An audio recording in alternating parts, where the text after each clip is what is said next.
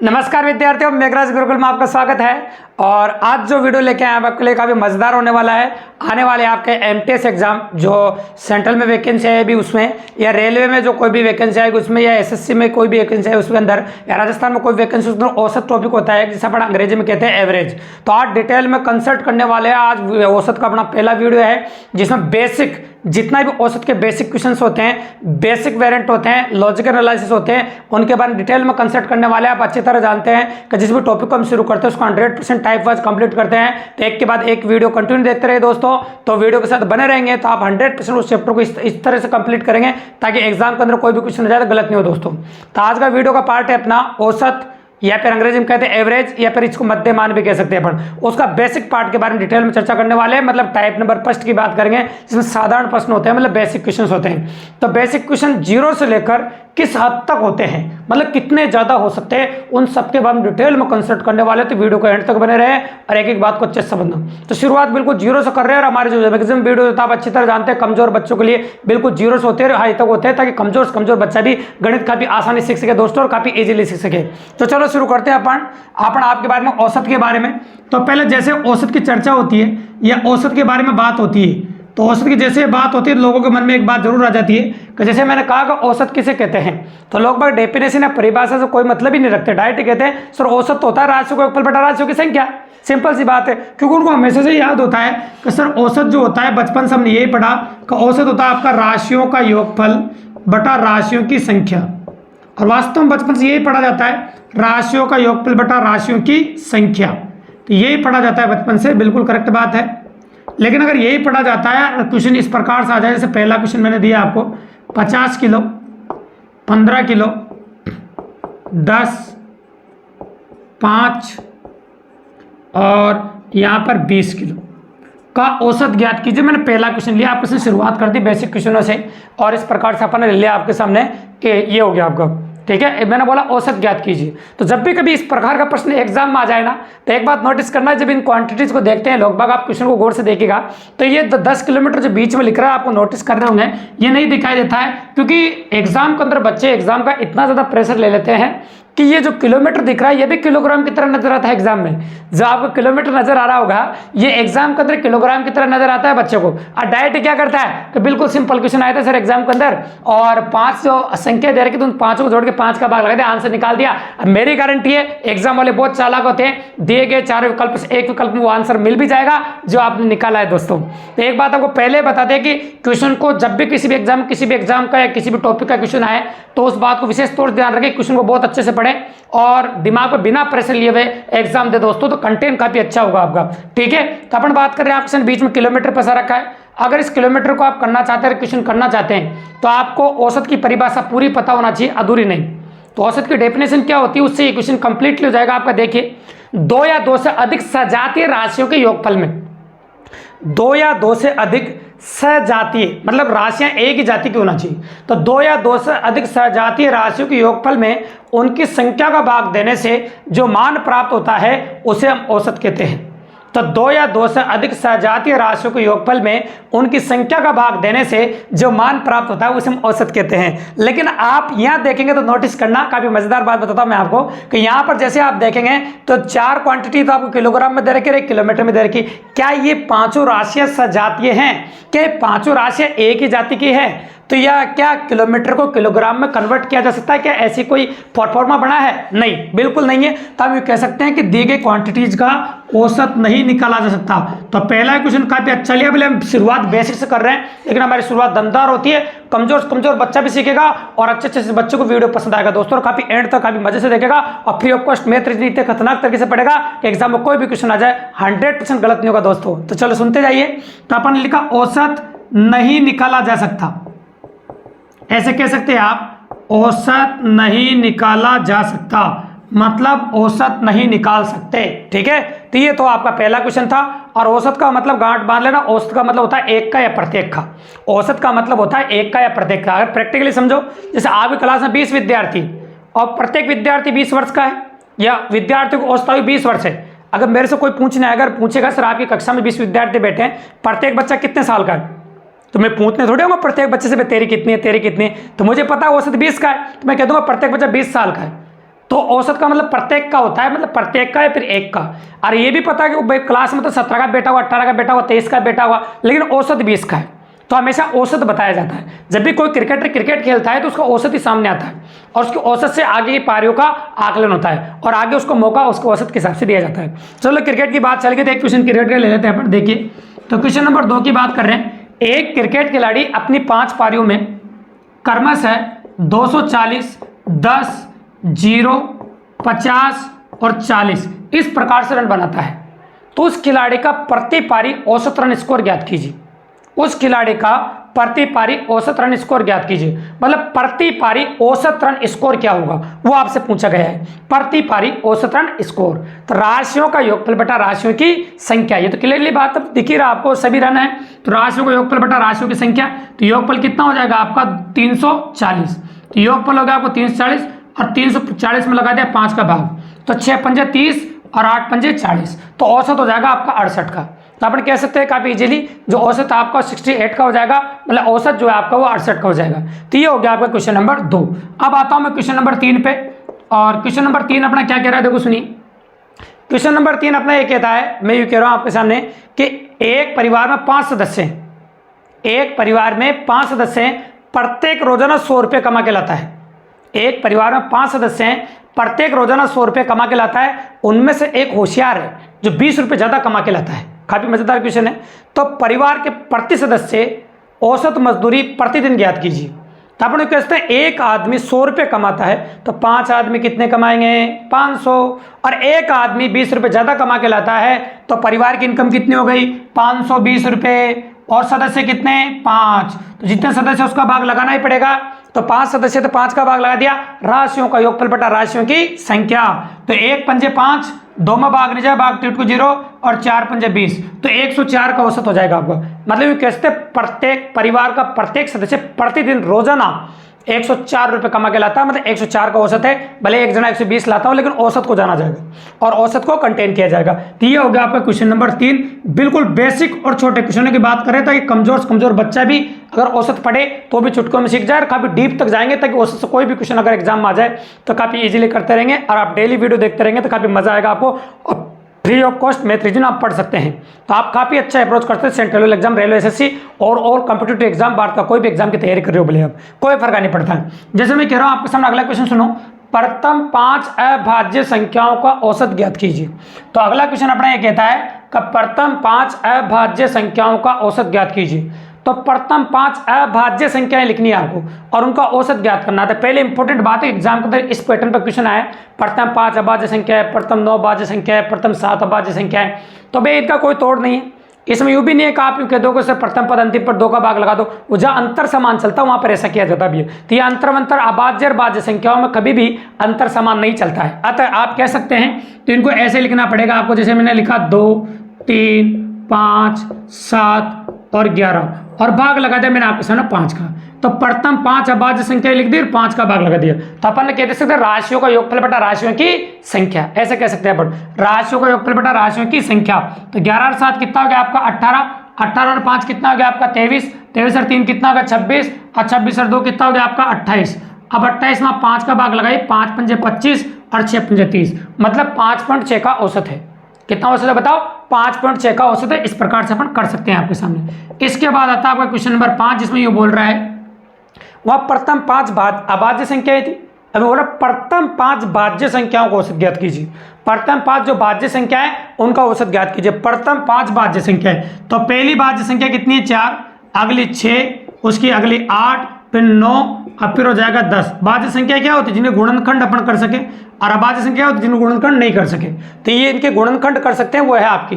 तो प्रथम 5 ले लिया अपन और 5 का भाग लगा दिया, तो 10 और 9 कितना होगा 19, 19 और 8 कितना हो जाएगा आपका बोलिए 27, 27 और 6 कितना हो जाएगा आपका 33, और 33 और 4 कितना हो जाएगा 37, और 37 में आप लगाएंगे 5 का भाग, तो बोलिए 5 का पड़ा 7 पंजे 35, यानी ऐसे कह सकते हैं अपन 7 पंजे 35। फिर कितना बच गया आपका 2, तो आप कह सकते हैं 4 पंजे 20, ऐसा कह सकते हैं। यह फिर प्रैक्टिकली अप्रोच है। 7 पंजे 35 ये हो गया आपका, और कितना बच गया 2, 4 पंजे 20, तो 7.4 आपका आंसर आ जाएगा, जो कि करेक्टली अपन ने आपके सामने लिख दिया क्वेश्चन नंबर 5 के अंदर। ठीक है, कोई दिक्कत नहीं। अब आते हैं अपन क्वेश्चन नंबर 6 के ऊपर। तो क्वेश्चन नंबर 6 में किस प्रकार की वैरायटी बनती है और कैसे बनेगी उसके बारे में बात करेंगे। देखिए आप, जैसे मैं कहूँ आपके सामने 3 संख्याएं मुझे दे रखी है और 3 संख्याएं 2:3:5 के अनुपात में है और इन संख्याओं का जो औसत है वो मुझे 20 का दे रखा है। भी इन संख्याओं का जो औसत है वो कितना का दे रखा है, 20 का। और मेरे पूछा सबसे बड़ी संख्या ज्ञात कीजिए। क्वेश्चन कंप्लीट हो गया। सबसे बड़ी संख्या आपको ज्ञात करनी है। लेकिन एक बात गांठ बांध लेना, जब भी कोई बड़ी संख्या पूछे या छोटी संख्या पूछे या बीच की संख्या पूछे, बंटवारा कराया मतलब कोई भी संख्या पूछे तो बंटवारा हमेशा योगफल का होता है, औसत का नहीं। तो जब भी कभी आपको औसत दे रखा हो तो औसत से पहले योगफल बना लो किसी भी क्वेश्चन में। ये जनरल बात है कि एग्जाम के अंदर कभी भी आपको औसत दे रखा हो और औसत से पहले आप योगफल बना लीजिए, क्योंकि योगफल का ही बंटवारा कर सकते हैं आप, औसत का कभी भी बंटवारा नहीं करते हैं। तो गांठ बांध लेने, ये गलती अक्सर बच्चों से एग्जाम में देखने को मिलती है, को जल्दबाजी में औसत का बंटवारा कराते हैं और ऑप्शन में आंसर मिल भी जाता है, जो कि गलत हो जाता है दोस्तों। तो सबसे पहले तो आप क्या करो, को औसत दे रखा, जितनी संख्याएं होती है उसको औसत से गुणा करके योगफल निकाल लो। ठीक है, तो यहाँ पर संख्या 3 है अतः औसत को 3 से गुणा करना पड़ेगा। संख्या 4 होती तो औसत को 4 से गुणा करता। संख्या 5 आती तो औसत को 5 से गुणा करता। संख्या 6 होती तो औसत को 6 से गुणा करता। इस प्रकार से अपन गुणा करते हैं। तो संख्याएं कितनी है आपके पास, 3, तो 3 को 20 से गुणा करना 60। तो आप कह सकते हैं कि उन संख्याओं का योगफल 60 हो गया आपका। तो गांठ बांध लेना, जब भी कभी आपको योगफल निकालना हो तो औसत को दी गई संख्या से गुणा कर देते हैं, औसत को दी गई संख्याओं से गुणा कर देते हैं ताकि योगफल आ जाएगा। अब योगफल का बंटवारा करना तो काफी इजीली, समानुपाती पढ़ाया अपन ने, पार्टनरशिप भी पढ़ाया आपको, है ना। हमारे वीडियोस डिले में प्ले लिस्ट भी बनी हुई है, आप देख सकते हैं आराम से, है ना। तो उसके बारे में बात करेंगे हम आपके सामने, वहां से बिल्कुल इजीली कर सकते हैं। 5 और 3 कितना होता है, 8, 8 2 10, तो 10 बराबर दे रखा है आपको 60, तो 1 बराबर हो गया आपका 6। और सबसे बड़ी संख्या किसके बराबर, 5 के बराबर, तो 1 बराबर 6 होगा, तो 5 बराबर कितना हो जाएगा आपका 30। मतलब सबसे बड़ी जो संख्या है आपकी वो आ गई आपकी 30। सबसे बड़ी संख्या होगी 30, क्योंकि 1 बराबर 6 तो 5 बराबर 30 हो जाएगा।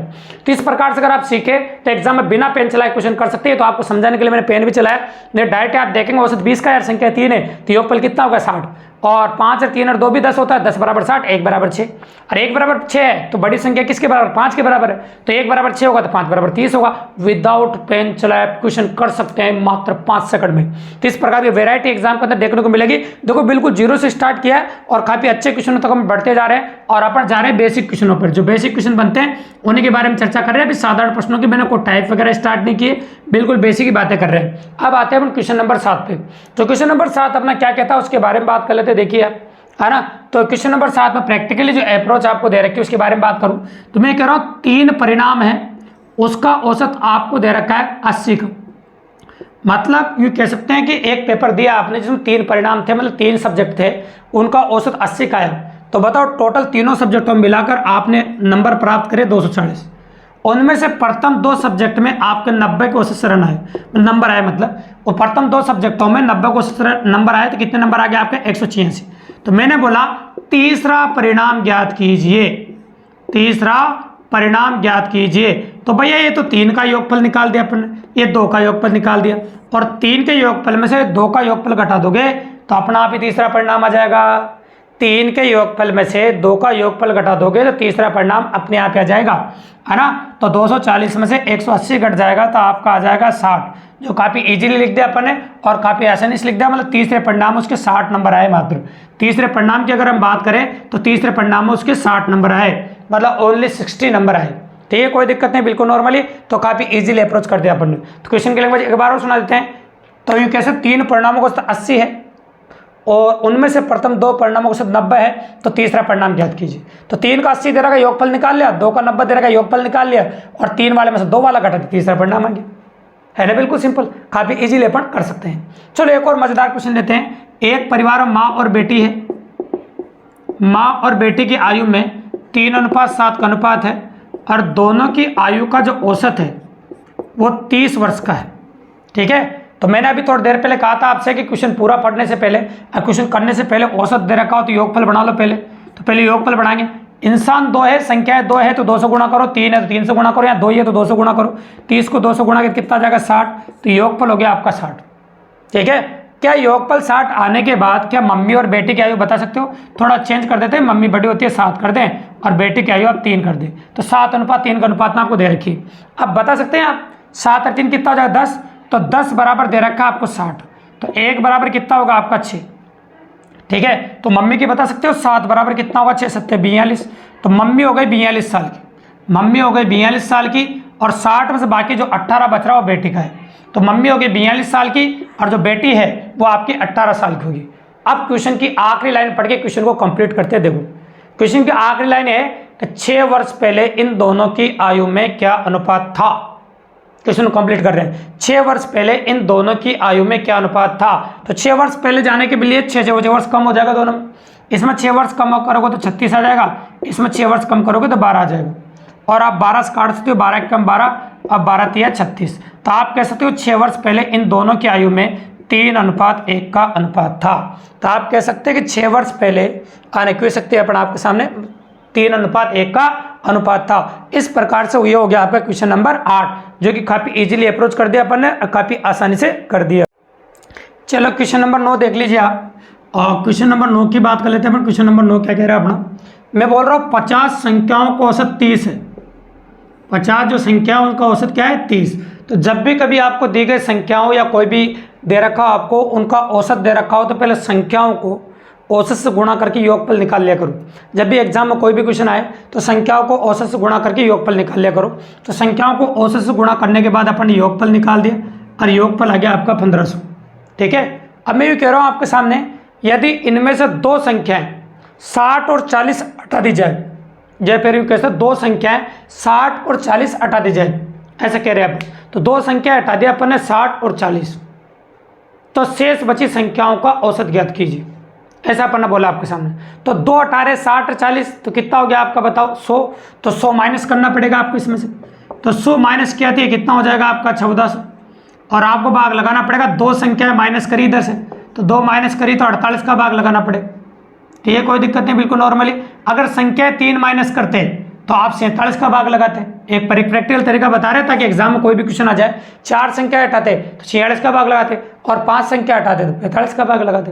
तो अपन ने 2 संख्या हटाए, अब इजीली आप जो कट रहा है वो काट ही सकते हैं जैसे कट रहा है आपका। ठीक है, कोई दिक्कत ही नहीं। तो अप्रोच है, वेरिएंट है, जैसे भी कट रहा हो आप काट दीजिए। पहले 4 से कट रहा हो, 4 से काटो 1 चौक 2 चौक 8, फिर 4 से काटो 3 चौक 12, है ना, फिर कितना होगा 5 चौक 20, 350 बार, फिर 2 से काट दीजिए, आपका 2 से कट जाएगा आपका, और 2 से 6 बार कट जाएगा, 1 2 2, 7 दूनी 14, 5 दूनी 175, फिर 6 का पार्ट आप बोलिए, आप लगभग आंसर निकाल सकते हैं। 6 दूनी 12, और कितना बच गया आपका 5, है ना, 55 हो गया। 7 छंग 42, 8 छंग 48, और 9 छंग 54, तो ये हो जाएगा आपके सामने 9 छंग 54। फिर कितना बच गया 1, तो 1 छंग छंग, है ना, कितना बच गया, अच्छा गणक 36, तो ये 29.16 का औसत आ जाएगा आपका। तो आपका जो औसत निकल के आएगा वो 29.16 का आ जाएगा। इस प्रकार से निकाल सकते हैं, काट के, कोई बड़ी बात नहीं। तो 2 घटाए तो 2 कम कर दो, 3 घटाए 3 कम कर दो, 4 घटाए तो 4 कम कर दो। इस प्रकार से क्वेश्चन नंबर 9 आपके एग्जाम में आ सकता है। अब आ जाते हैं क्वेश्चन नंबर 10 और 11 पे, जो कि बिल्कुल सिंपल क्वेश्चन है, कोई बड़ी बात नहीं। जब भी कभी देखो, कभी जोड़ घटाव करने की बोले आपको औसत के साथ, तो जोड़ घटाव पुराने औसत के साथ ही कर दो, ताकि 5 सेकंड में क्वेश्चन कर सको आप। जब दिखाता हूँ मैं आपको, 15 संख्याओं का औसत 20 है। 15 संख्याओं का औसत कितना है, 20 है। यदि प्रत्येक संख्या में 4 जोड़ दिया जाए तो नया औसत क्या हो जाएगा। 15 संख्याओं का औसत 20 है, यदि प्रत्येक संख्या में 4 जोड़ दिया जाए तो नया औसत क्या होगा। अगर वो प्रत्येक संख्या में जोड़ रहा है तो पुराने औसत में 4 जोड़ दीजिए, आंसर आ जाएगा। तो आंसर होगा आपका 24 का। तो जब भी कभी इस प्रकार से दे रखा हो आपको जोड़ घटाव करना हो, तो वो जोड़ घटाव जो करना हो पुराने औसत के साथ ही कर दो। तो जोड़ घटाव जोड़ा था वो पुराने औसत का कर दिया, तो 24 का नया औसत हो जाएगा। ठीक है, कोई दिक्कत नहीं। एक क्वेश्चन और ले लेते हैं अपन। 25 संख्याओं का औसत 35 है। यदि प्रत्येक संख्या में से 7 घटा दिया जाए तो नया औसत क्या होगा। तो आप क्लियरली कर सकते हैं, 7 जो घटाना वो पुराने औसत क्वेश्चन से घटा दो, इसमें से घटाते हैं आपका नया औसत कितना आ जाएगा, 28 का आ जाएगा। तो इस प्रकार से क्वेश्चन नंबर 11 हो गया। ये बिल्कुल सिंपल से क्वेश्चन, इनमें कोई बड़ी अप्रोच थी भी नहीं। ठीक है, कोई दिक्कत नहीं है। 3 दोनों क्वेश्चन क्या सीखा अपन ने, जब भी कभी कोई जोड़ घटाव आपको करना हो, संख्याओं प्रत्येक संख्या से जोड़ घटाव कर रहा हो, तो वो जोड़ घटाव पुराने औसत के साथ कर दो।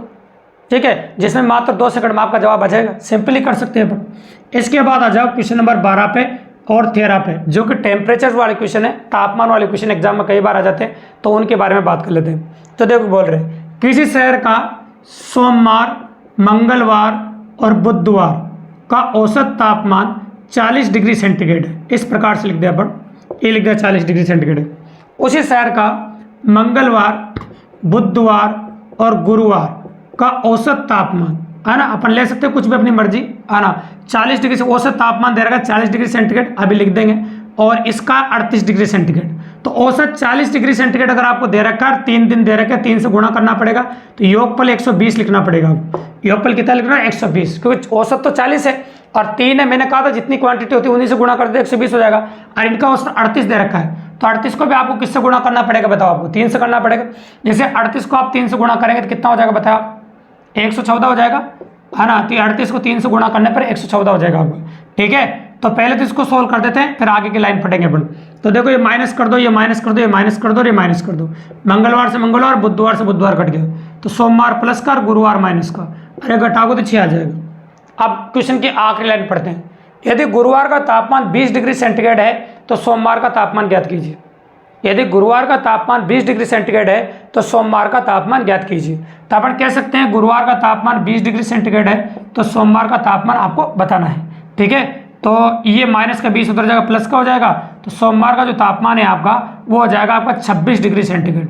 तो इस प्रकार से हो सकता है एग्जाम के अंदर टेम्परेचर वाले क्वेश्चन।